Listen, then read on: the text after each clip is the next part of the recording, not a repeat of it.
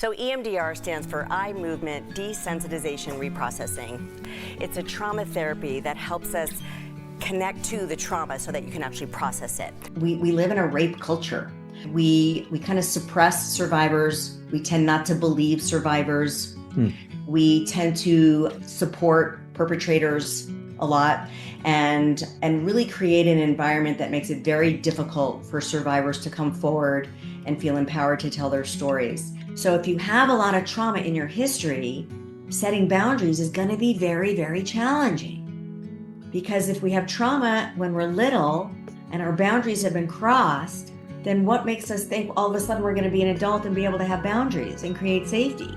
Consent has to be a very enthusiastic yes, both verbally and non-verbally, because someone might not be saying no verbally, but their body is not saying yes. So all survivors, and this was really the motivation for the book, is to really help people break down that shame and self-blame, because no matter what the situation, even if you were a child and this happened to you, now that you're an adult, you're still blaming yourself that this happened to you, but you were a child. How could it ever be the child's fault, right? Consent is a freely given, informed, enthusiastic, and reversible agreement to participate in any activity. And the reversible part of this definition is very, very important. Sadly, I think there's a lot of therapists out there that have not been properly trained, and that's dangerous, right? I always put safety first. When you're working with trauma, you have to provide safety for the client, because trauma has been something that has stripped away their sense of safety and control. So numero uno, create safety for the client, between you and the client. And we can really only take our clients as far as we've gone. So I had to do a lot of work on myself, on my own healing. I also had to get trained in trauma, because how am I going to really help my clients heal fully if they could only go so far? So with talk therapy, I could take my clients as far as I took myself. But then after maybe 6 months, a year, these clients were coming back, and I was like, what's going on? I thought we were okay. I thought we were healed. I thought you were good to go, but then like a new layer or a new piece of something was coming up and really keeping them stuck in their relationships, their careers, in their lives. Right? And so same with my book. It's like the first draft, which I thought, hey, this is so good. My editors are just going to love this. Like, ripped it to shreds and was like, Lesley couldn't even get past the first chapter. It was so bad. And it it wasn't vulnerable. I wasn't sharing my own experiences like you probably had to do as a parent. You had to really kind of dig into yourself.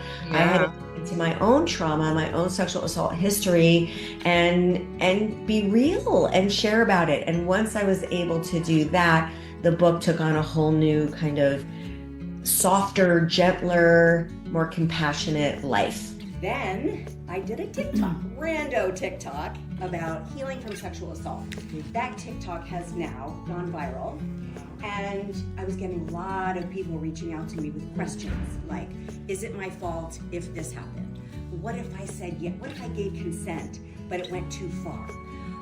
What if I'd been drinking? Is it my fault?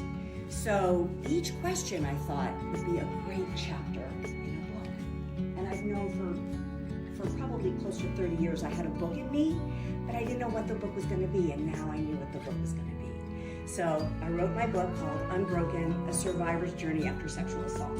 It's really important for partners or people in a support position of the victim to listen.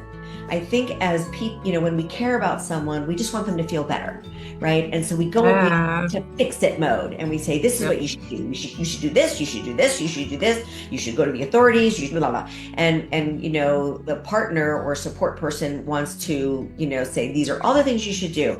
And it's overwhelming to the survivor. So it's really about tolerating your own anxiety that the person you care about is struggling.